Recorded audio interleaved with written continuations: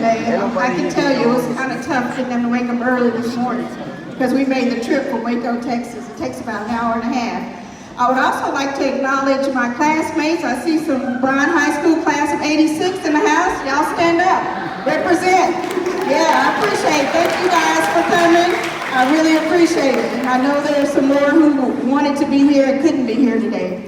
I also like to acknowledge my sorors and thank you guys for inviting me to serve as the speaker. And it was actually Miss Agnes Gray who called me up very early planning. She called me about, 4 months ago and asked me if I would serve as the speaker. And I said, of course, any reason to go home. I'm very excited and humbled to be here today. So when Miss Agnes Gray asked me to address this group, I was very excited. Although, and I hear a little movement, I'm going to wait a few minutes.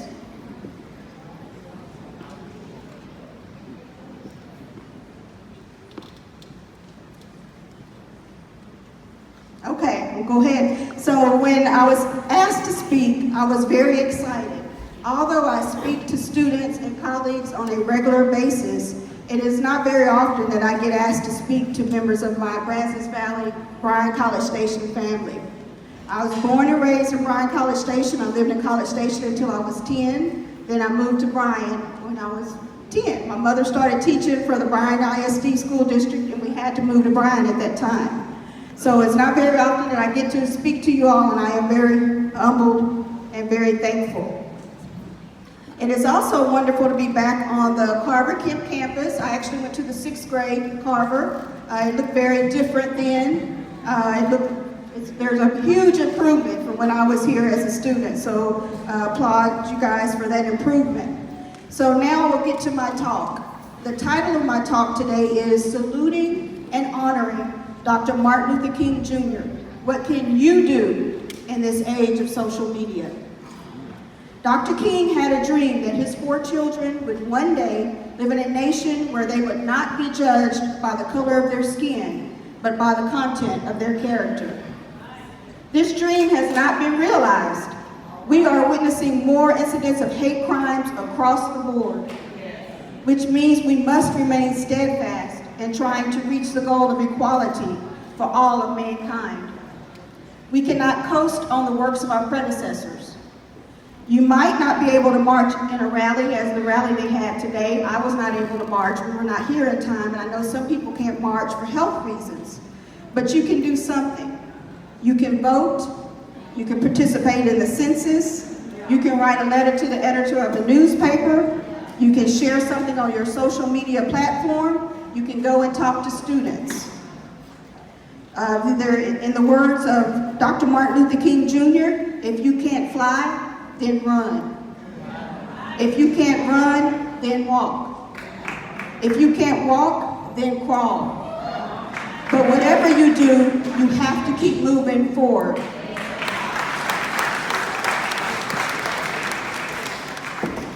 This quote tells us to do what we can do to make a difference in life. Many of us have become lazy and ascribe to slacktivism, which means sitting idly by while other people do the heavy lifting.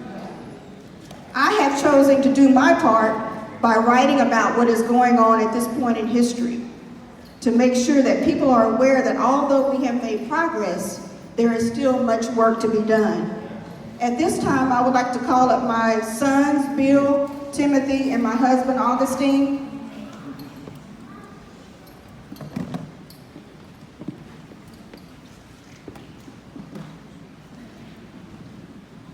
So they're going to hold up the books that I've written. I've actually written 4 books on the topic of media representation of women, minorities in the mass media. And these are 3 of them.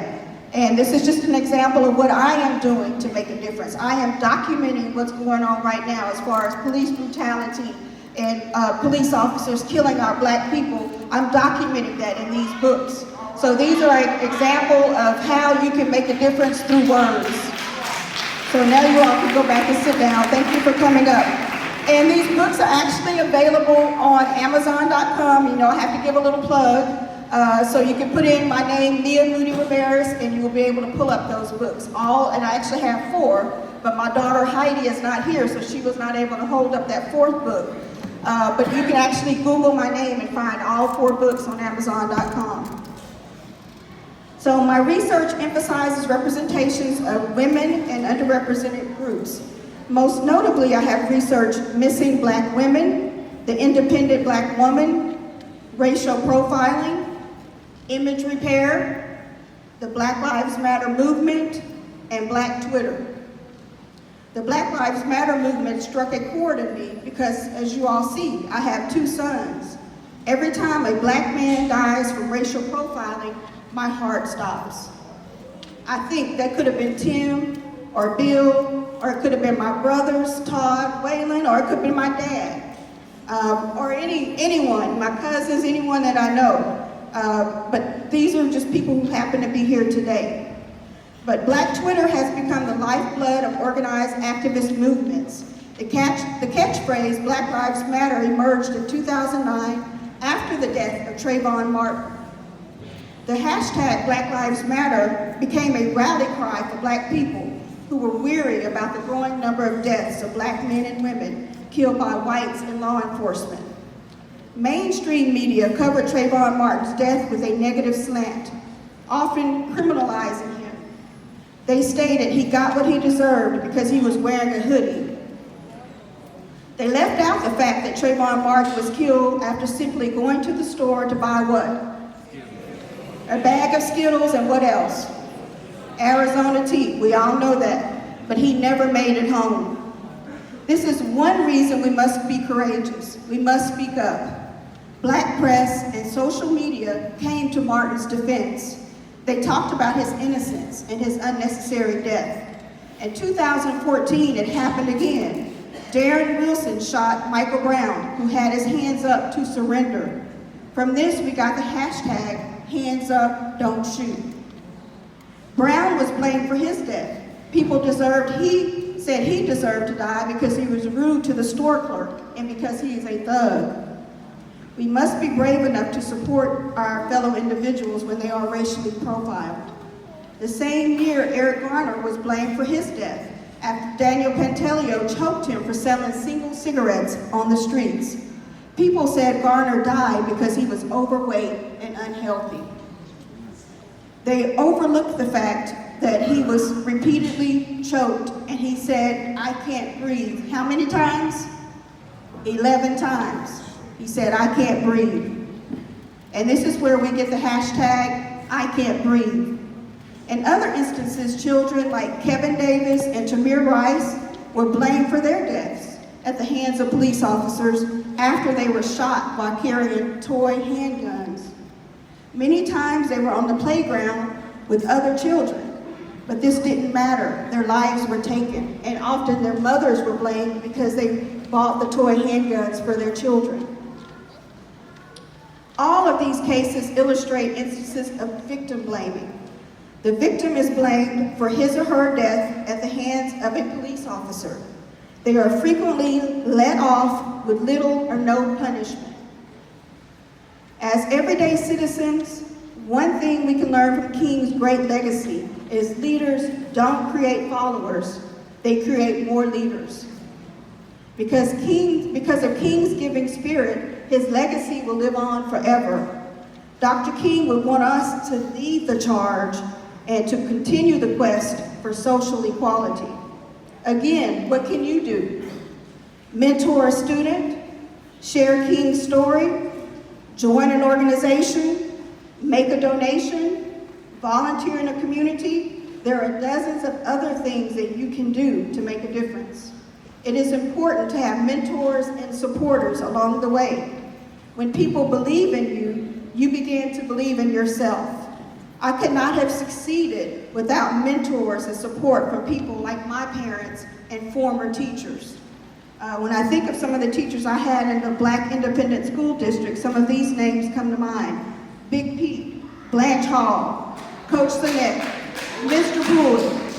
All of them empowered me, and many of them are no longer here with us. But they empowered me to believe in myself and seeing people who look like me in those positions. So it is important for us to mentor students and to let them know that they can make a difference. And as a group, we cannot be afraid to speak up when people are mistreated, whether it is through a resolution. Many of you are able to write a resolution, that helps. Social media posts, articles, books, whatever it is, poems, you can make a difference through the spoken word. My activism has focused on using books, journal articles, and social media platforms. Social media is a platform, and just like TV or newspapers, it doesn't have to be social. Social media is free, accessible, and interactive. People turn to social media in the face of tragedy.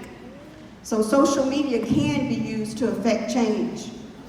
Many of our recent movements were actually spurred by social media, such as hashtag Black Lives Matter and the Arab Spring. We all have the ability to make a difference. It's not enough to complain to our friends, relatives, and colleagues. We must work to make a difference.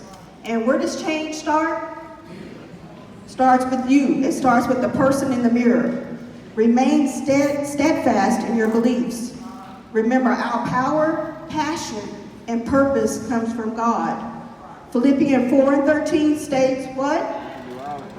I can do all things through Christ who strengthens me. And sometimes we tend to forget how strong we really are in the face of adversity. We use our skill set to move pebbles when God wants us to move mountains. And those are the words of Dr. Ryan Sutton.